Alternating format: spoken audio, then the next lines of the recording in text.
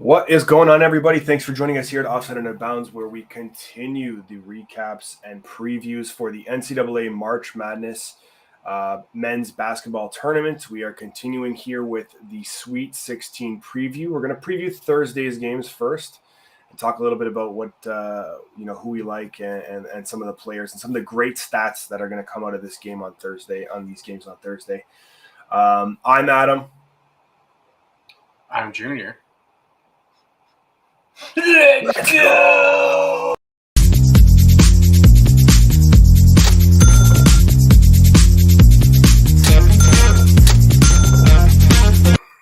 All right. Okay, Junior, it seems like it's been some time. You got me there for a second. It seems like it's been some time. I mean, the last couple of days it's been one day really without the NCAA basketball tournament. I'm already feeling it. Yeah, I found myself going into my app and going, that's a little bit of money I can play around with here. And I'm looking around and I'm like, hockey. It's not cutting it, man. Literally, like, I probably put together like 5 or 6 parlay just goal scorers, and I fell short on one, but I was just like, I don't have that, the itch is not scratched. And there wasn't a lot of NBA on either, so, well, at least it interests me in putting some money on. So I was just like, whatever, I'll just wait. Well, you mentioned you had some money to play around with. So before we get into the preview of Thursday's games, let's take a look at our clip.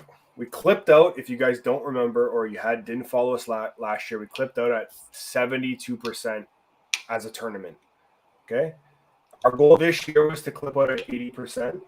So far, after the round of 64 and the round of 32, Junior, tell us how we're doing. How we're doing? Oh, wow. Yeah, this system that has been built is like pinpoint accurate. 82%, so that's a 10% increase over last year. And that's just not straight money. That's just the straight money line bets. Now, there's 2 games that weren't in here.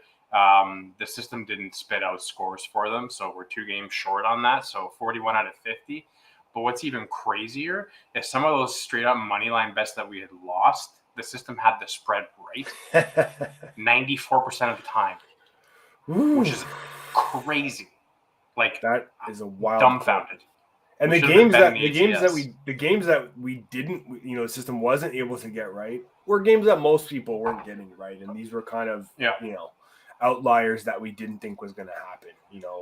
Kentucky, etc. Yeah, I mean, you look at some of the teams that so UConn, LSU, Montana State, Iowa, Kentucky, St. Mary's, Murray State, Auburn. I mean, not a lot of people had those anyway. So, I mean, still pretty darn accurate. It would have been nice if we can build a system to pick the right teams for the tournament itself. Maybe get a perfect bracket. Who knows? Maybe that's coming next year. Next year, yeah. So hit that subscribe button, like, comment below, follow along with us. We want to clip out even. I'm gonna try to push for 85 now. Now it's getting to the nitty gritty. I think we can maybe do a little bit better. Let's see what the system can do for us. I think we'll start. Yes. Don't forget that this same system will be tweaked a little bit and applied to baseball. So we're coming back for the MLB, and we're going to be rock solid with our picks. NBA playoffs, NHL. We did pretty good last year in NHL. We picked a lot of great teams. We didn't really have a system in place at that point. So I'll be interested. We can try to build something out for NHL because that's going to be a big playoff push this year. I think we definitely could. Yeah. Awesome.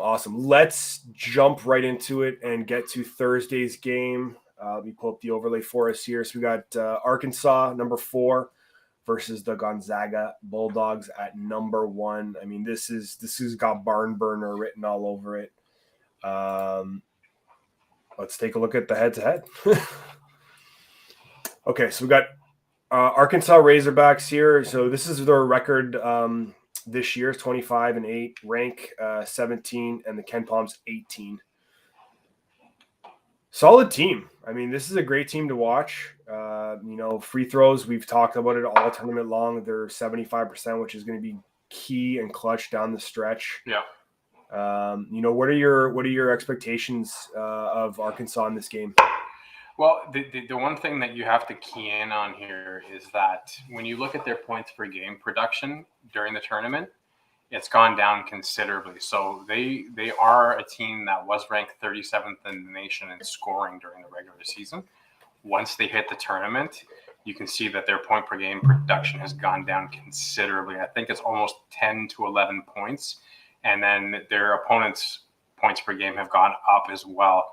But they were ranked 129 in the country. Anyway, shooting 44% from the floor and close to 31% from three is still not bad. I do like the rebound numbers. Those are definitely strong. In fact, in the Sweet 16, Arkansas is one of the stronger offensive rebounding teams. So obviously creating more second chance points. Issue here is they're 0-2 against the spread. It's almost like at this point in the Sweet 16, you'd be crazy to take them to cover the spread. Yeah. Yeah, no, that's a great point. Okay, let's take a look at Gonzaga. 26-3, rank 1, Ken Palm 1.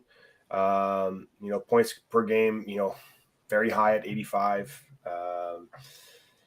Again, free throws a big one. You were talking about rebounds just before with Arkansas. I mean, 29.4 rebounds. That's very solid. A little bit lower on the offensive rebound production, but this is an incredible team. But they have to get over the hump, and they have to win this game in order to do that. But we always sit here at this point with Gonzaga over the last few years where we talk about how great their numbers are and the signature wins and the signature games that they've come up with. This again, statistically speaking, is going to be one of the few teams in the Sweet 16 that are actually top 5 for offensive and defensive efficiency. Both their games have gone over, so that's always nice if you're looking at the over-unders. It's just, is Arkansas going to score enough points to get that total over? I think they probably should be able to. But when you're shooting almost 53% from the floor and almost 40 from three, I would like to see the free throw numbers up a bit more, but I'm a stickler when it comes to free throws. But this statistically speaking is a very dominant team who tend to come out a little shy in big games. And I think that this is probably going to be, one of their tougher tests. I think Memphis probably shocked a lot of people. It didn't shock me. I thought Memphis was definitely going to give them a run for their money. Do I think Arkansas is a bit better than Memphis? Probably not. Really like that Memphis team. Yeah, I'm really liking that program. So here it's just,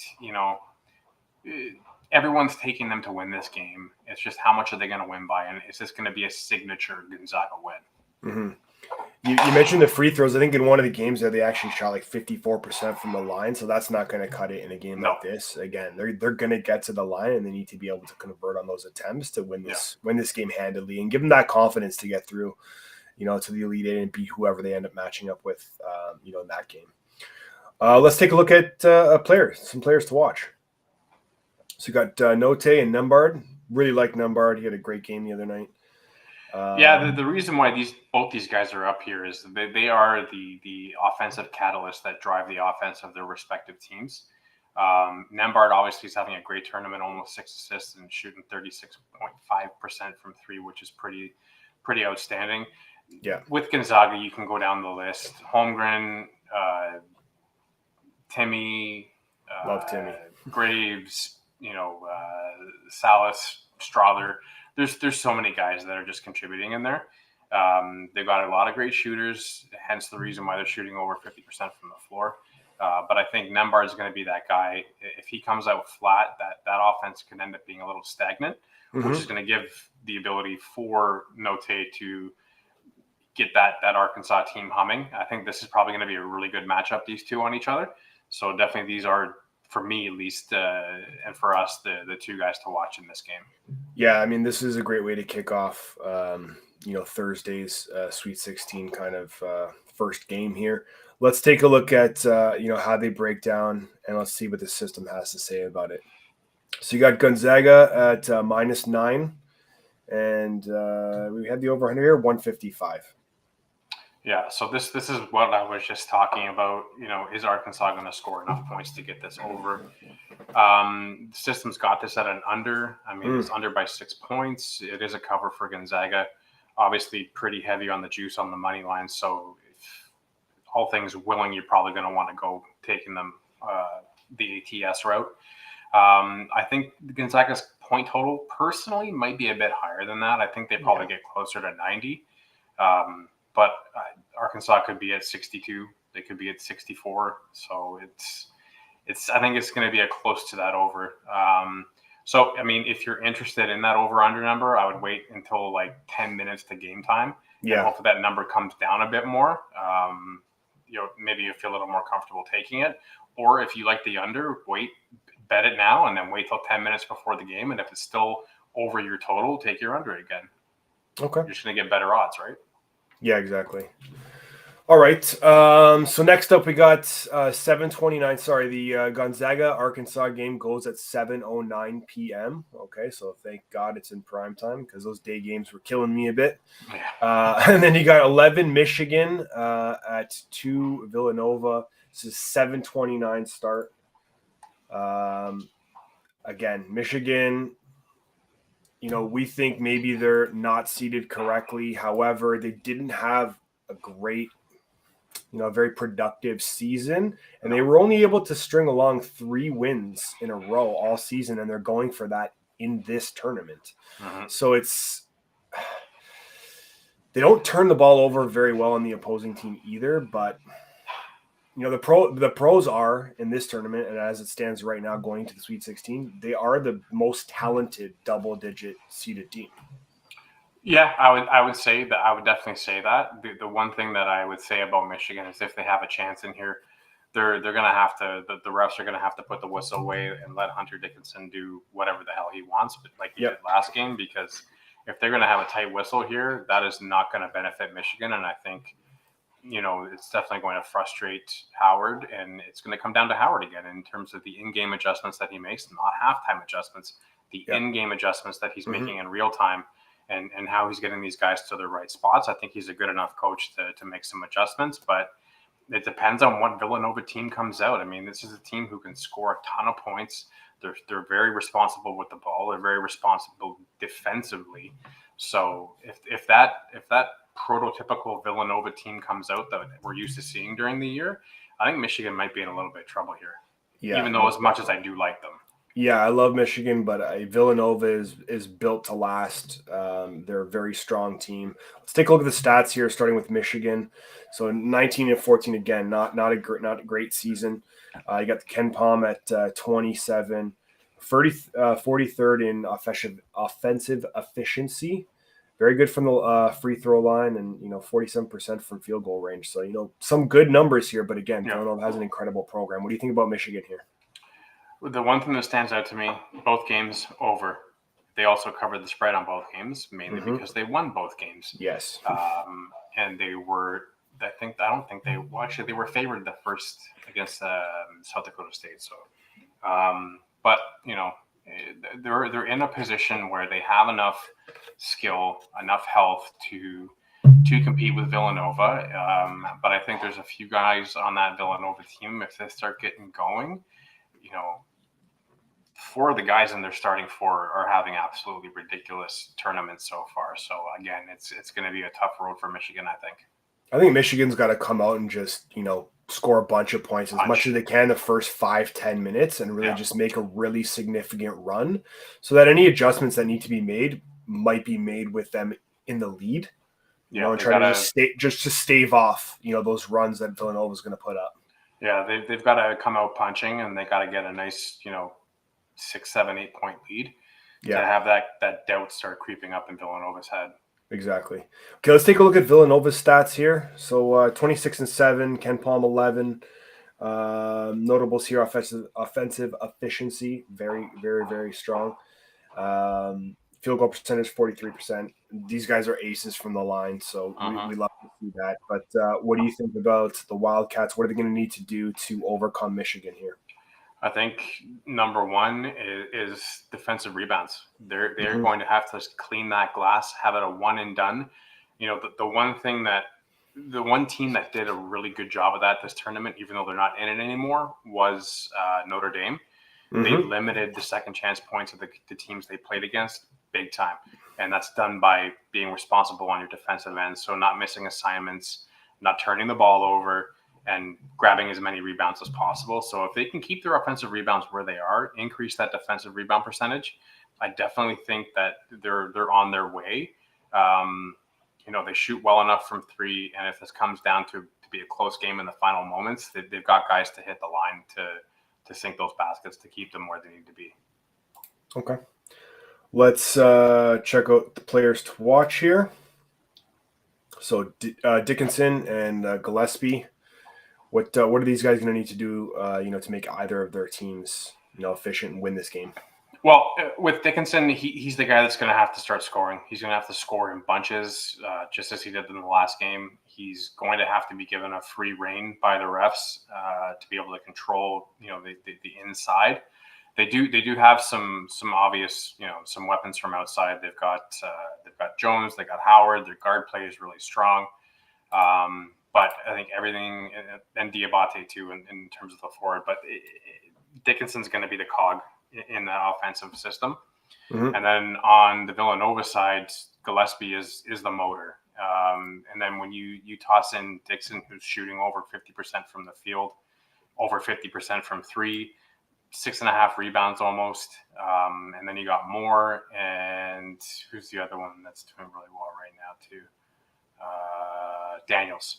So you've got four guys there that are going to take a lot of attention away from Michigan. So it's going to be, you got to get the hot guy, lock him down. But the problem is there's 3-4 other guys on Villanova's side that can catch heat too. So, it's almost a pick your poison with Villanova. And the one thing that Villanova likes to do is they like to slow the pace down and control the tempo of the game. Michigan is not a team that likes to be controlled. They like an up-pace tempo. They like to run because when they run, it kind of disguises some of their deficiencies in their system. So it's all going to depend on if Villanova can control that tempo, then they are going to win this game. It will probably be a 69-61 or 69-59 type of win because they're going to slow the tempo down, and the pace of play is going to go down quite considerable as well. Okay. All right, let's take a look at the breakdown for this game betting-wise. So we have Villanova here at -4.5, 135 the over-under. You got the system here at 67 or 74-67 in favor of Villanova. What are your thoughts? I mean, it's hard to argue with a system that's 82% accurate. If I was to throw a wrench in there, I think that I don't know if Villanova is going to be able to slow that game down. So, which is going to favor Michigan, obviously. I think that might be closer than the 4.5 that's there. I think it's going to come down to free throws, and obviously that's going to benefit Villanova. But I think it's going to be a hell of a game. Yeah, I'm looking forward to this one as well. I really like watching Villanova play, and Michigan's been great so far. Okay, let's take a look at the next game, which is Texas Tech, number 3, Red Raiders, the Duke Blue Devils. Trying to make one last one happen for them. Number 2, what do you think here, Junior? This is going to be Just initial thoughts. It potentially has the ability to be probably one of the games of the night. Depending on which way it goes. These are very two stark, contrasting teams. Texas Tech is not a team that likes to run. They like to slow you down. They're very efficient defensively. I think that their ranking is where it needs to be, but statistically they rank a lot higher than a number 3. And then Duke, you got the Coach K final ride. So, I mean, they've got enough ammunition in the clip to keep them nice and motivated. There isn't a guy in that system right now or any alum that doesn't want to have Coach K go out with cutting that net down at the end of the tournament. Oh, man. I really like Duke. I love the story. Coach K. I saw this letter when Jordan ended up going with UNC, and Coach K personally wrote him in his first season with Duke, wrote him a letter saying, wish you all the luck, too bad we couldn't have it, kind of thing. And it's just, it's a great story. And I think, it's just class all the way. It's a great program. And, I'm going to ride with Duke for sure. Let's take a look at the stats, though. So we got Texas Tech here, 25-9, Ken Palm 6. It's the defensive efficiency. Number 2. I mean, just unbelievable. Yeah. And then field goal percentage 47. That's also really, really strong. Rebounding is great. I mean, this is a defense first team. They're all about helping out on defense, and their efficiency goes to show. I mean, when you're limiting your offensive points per game under 70, you're winning a lot, even if you're not scoring a lot. Mm-hmm. They're still pretty decent from 3. They don't rely on the 3 too much, but when they do, they tend to hit more than not. That game against Notre Dame, it was, Notre Dame would make a run, go up by 4 or 5, and then Texas Tech would reel them back in, and it would happen again, and they would reel them back in. They're a team that will not allow you to get out to a comfortable lead. Mm-hmm. And they just wear you down, and they run at you, and they're physical, and they make you uncomfortable. Definitely. I mean, when you're looking at an AP team that's ranked 12, but Ken Palm has them at 6, it goes to show you that right now at this time of year, defense is what's going to matter. It's what's going to get you over the hump against good teams.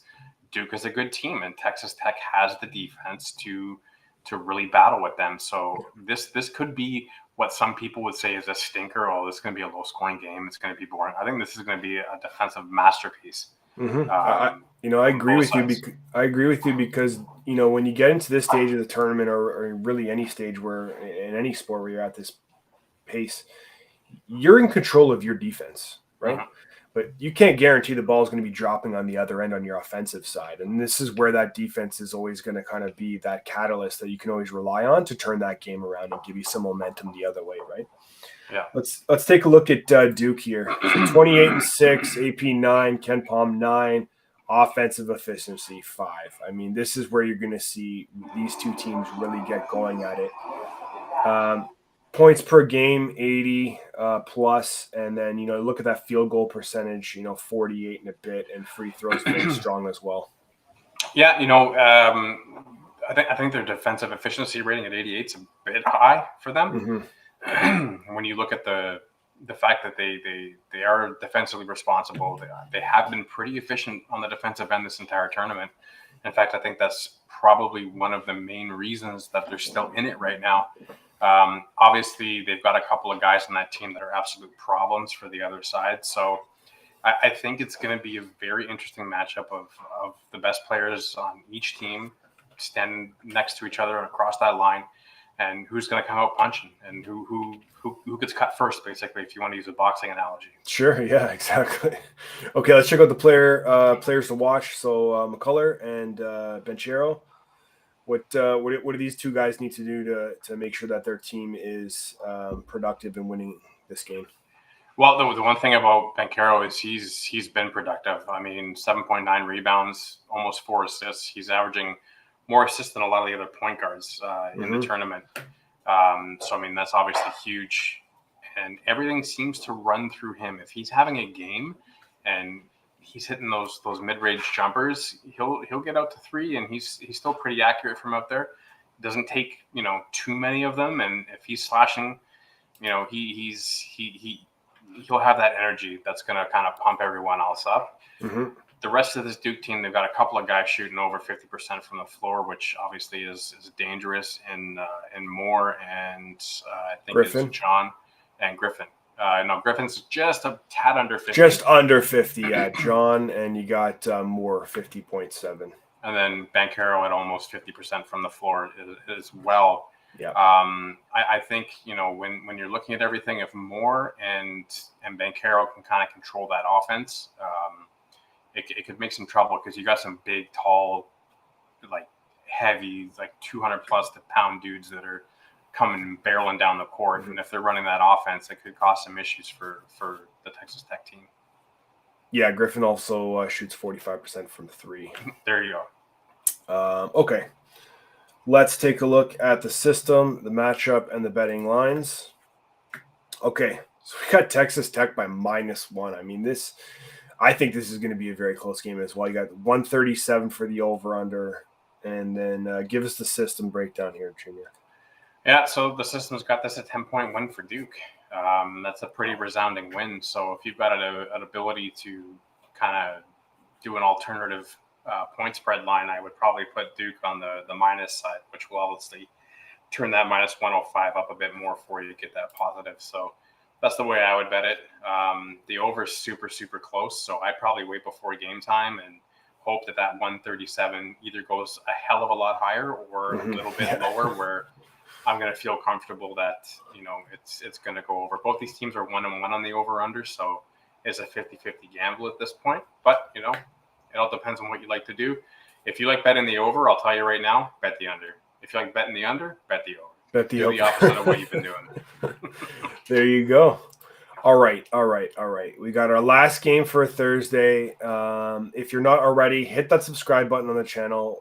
Like, comment below. We're going to be back tomorrow night previewing Friday's games, okay? Which I think some good games on Friday. Some very interesting things happening on those. Big money games. Yeah, those are some fun games to watch. So definitely join us tomorrow. We're going to break that all down for you. But let's get into the last one here. So this Houston Cougars, number 5, Arizona Wildcats, number 1. I like Houston a lot. I just like the team. I know Arizona is likely probably to win this game, but I really do like Houston. What are your initial thoughts on this one, Junior? Yeah, this is another interesting game.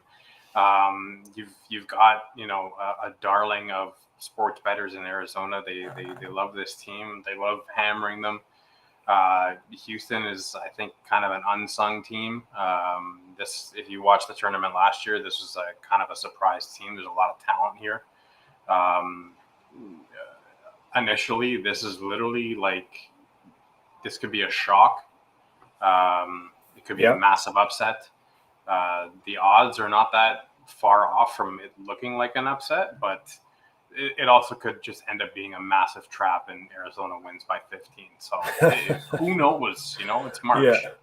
Okay, Houston, let's break them down. 29-5, AP 15, Ken Palm 2, offensive efficiency 9. And this is the part that really stands out to me. And this is why I really like this team. I love defensive teams. And the defensive efficiency at 3. I mean, that's what really gets me excited about this team.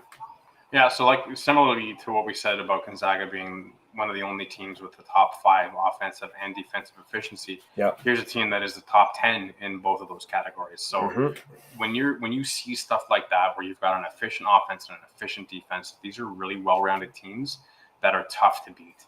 And when you look at their opponent points per game down under 60 points, that's, for anyone facing them, is a legitimate concern. My biggest concern with this team is their free throw rate. They are not good from the line. Field goal percentage is great. 3-point percentage is great. Their rebounds, defensive and offensive, are great. It's just that free throw line that's going to worry me, especially when you go to a big game with a big power team and it's coming down at the end of the game, and you don't have that clutch guy to get the ball in his hands so that he can get fouled and get to the line. And that's what kind of concerns me here. Yeah, my gut feeling is to go with Houston here. But again, that free throw concerns me greatly as it gets down to the stretch of this game. I expect this game to be pretty gritty. And you're going to see guys in the line at late moments, in either of the halves and getting possibly into a bonus situation. You're going to need those guys to ice those from the line. So let's move over to Arizona here. So 31-3, AP2, Ken Palm 3. Got them offensive efficiency at 6 and defensive efficiency at 12. Again, they match up very well overall. Field goal percentage 49-6. A little bit better from the free throw line. Yeah, again, look at the rebounds here. Very, very offensively efficient and still considerably efficient defensively as well. They tend to get into some high-scoring games over their last 3. However, they have not covered. So that's a big concern with me. When you've got a Houston team that's covered both games and Arizona who has not covered both games, especially for a team that's been ranked so high during the year, they're either 1 or 2. So, I mean, there isn't statistically anything that really concerns me about the Arizona team. It's just if they get into a defensive kind of Donnybrook, I don't know if, their offense is going to be able to kind of transition from their defense. If they can transition their offense from their defense, which means they're being clean on the rebounds and they're pushing the ball up the floor, if they can do that and start running and gunning, I think that they can take this game pretty handily over Houston. Okay. Let's check out the player matchup here. Mathurin and She. Yep. Montreal's own. There you go. Benedict Mathurin. He's been having an amazing tournament so far. Almost 6 rebounds a game, 2.5 assists, almost 38% from 3. And he had probably the dunk of the tournament. Man, 2 that was games a monster. ago, where he absolutely destroyed somebody. Took a big body. Sheed is definitely someone who drives that offense in Houston. He's going to be that vocal leader, the guy that gets everyone going. And he's been having a pretty decent tournament too. Outside of those 2 guys, it's pick your poison. I mean, for Arizona, you got Koloko as center, guy shooting almost 65% from the floor. If you feed him and get him going early, he can definitely change the game. Also, your shot blocking presence, averaging almost 3 blocks a game. So huge. they've got that hole kind of locked up. So that's going to look for Houston. You're going to have to start hitting those outside shots. But here's the thing for Houston: they've got 4 guys shooting over 60% from the floor.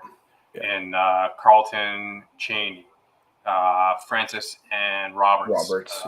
So these are guys who are contributing on the floor. They're taking good shots. They're not tough shots. They're taking good shots. So it's going to be about Arizona disrupting these guys and making them feel uncomfortable.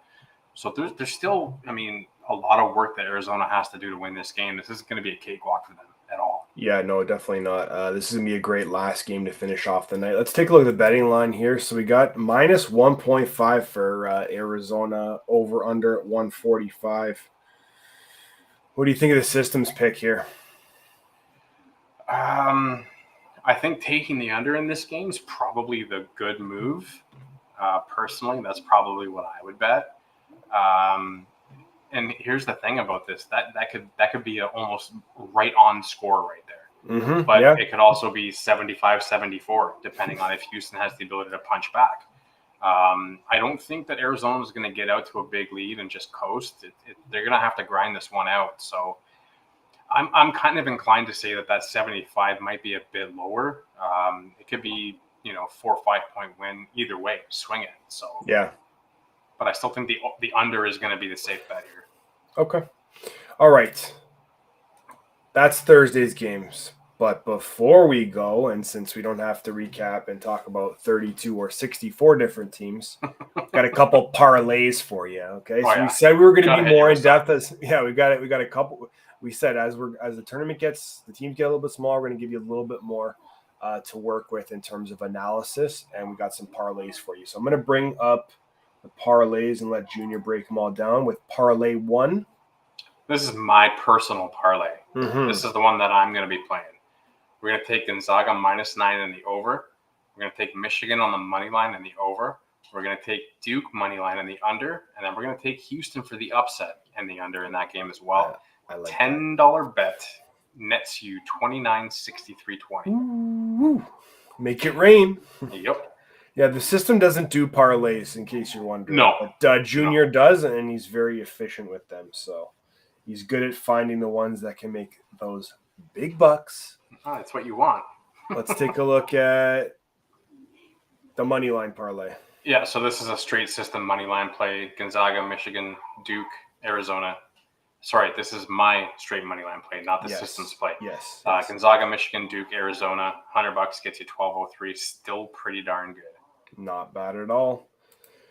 Okay, and the system does make parlays. Okay. Yeah, with the system put together a parlay.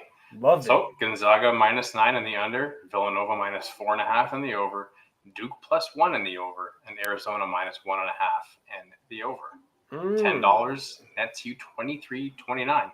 So either the system is bang on or it's not. But it's $10, so who gives a hoot? Yeah, I mean, it's worth the risk, the chance of winning 23, 29, 19. So yeah, for sure. Well, there you have it. Like we mentioned before, we are going to be back tomorrow night to cover off the 4 games that will be happening on Friday. Okay, so make sure to smash that subscribe button. Comment, like this video, share it if you like. We want to know what you think. Maybe I should, you know what, Junior? I think I should bring up that where our system currently is at just one more time so we can leave you with that. So again, we're 3 for 4 in the system is 3 for 4 in the first round, 27 for 32, 11 for 14, 41 of 50 overall. But again, that big one right there, and you know what I just realized is Arizona cost us 2, or it cost the system 2 of those ATS right there. Yeah. So the ATS that were cost there, that was the Iowa Hawkeyes upset, and then the 2 St. Peter's games. Oh, okay. Everything else was on the money. Okay, awesome. Again, that's what, 94%? 94% against the spread. All right, guys, you got to subscribe just for that alone. We're going to continue to push the envelope with these bets. Please join us along this journey. And again, like we said before, basketball playoffs, hockey playoffs, trade deadlines, baseball. I mean, there's so much coming. So join us for that journey because we want you to be there every step of the way. Also, if you didn't see it last year, we actually did an entire breakdown position by position for baseball fantasy. So if you're into fantasy baseball, we broke down the top players at each position and told you some sleepers to take or guys you need to take without thinking twice about it. I followed my instincts in that, and I actually won my fantasy baseball last year. Yes, we did the same thing for football. I ended up winning my football fantasy by a astounding margin. But we're going to have systems for everything. So just stick with us, and we're going to make you guys some money. And listen, when we say we're going to make money everywhere and all over the place, don't make me start talking about horse racing. Okay, because we will have that Triple Crown ready and available, and it's a very efficient how well we've done in the Kentucky Derby, and Preakness and Belmont Stakes. So join us for that too. So yeah, that's it for us today. Thank you for joining us at Offside and Out Bounds. I'm Adam. I'm Junior, and we're gonna see you real soon.